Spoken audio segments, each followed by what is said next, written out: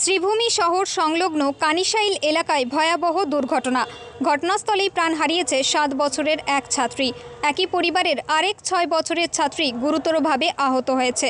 AS 283687 নম্বরের একটি mini ট্রাকের ধাক্কায় নিহত হয় হুমায়রা সিদ্দিকী নামের 6 বছরের ওই ছাত্রী।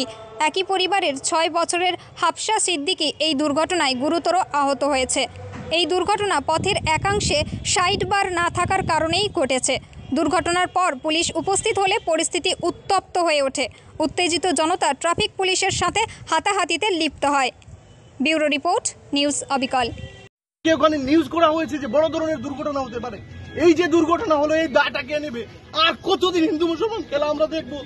এই যে ভয়ঙ্কর দুর্ঘটনা বারবার বলার পরও এই যে দুটো বাচ্চা আজকে মরলো, কার দায় মরলো? আমরা বারবার বলেছি যে ভয়ঙ্কর দুর্ঘটনা হবে। আজকে যে দুটো বাচ্চা, দুধের বাচ্চা যে দুর্ঘটনাগ্রস্ত হলো, এই কার দায়ের জন্য? এই যে রাস্তা ওখানে, শুধু ওখানে নয়, রেলগেট থেকে আপনারা যান, আরো বড় দুর্ঘটনা হবে এই বড় পুলের ওখানে। তো আমরা কার কাছে গিয়ে বলবো? আমরা জায়গা পাচ্ছি না। আজকে যে মায়ের কুল খালি হলো, কাকে গিয়ে বলবো আমরা? মানে কোন স্কুলের ছাত্র? ওটা কোন স্কুলের ছাত্র? ওরা মরকজ একাডেমির স্টুডেন্ট।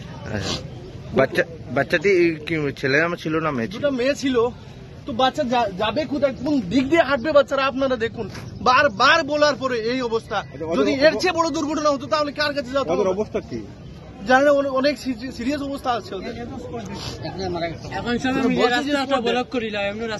একজন শুনছি আমরা মারা গেছে না স্পটে, আর একজন সিভিলে আছে। শুনছি আমরাও ওইভাবে এসে দেখছি। কাকে দোষী সাব্যস্ত করবো? বলুন, কাকে দোষী সাব্যস্ত?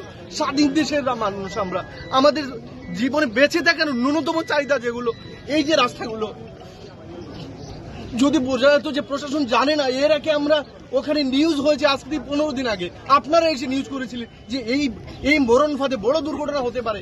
এরপরেও যে হলো, আজকে যাদের বাচ্চা আছে এরা এই দুঃখটা বুঝতে পারবে যে যাদের বাচ্চা আছে। তার বাবার নাম জানা আছে?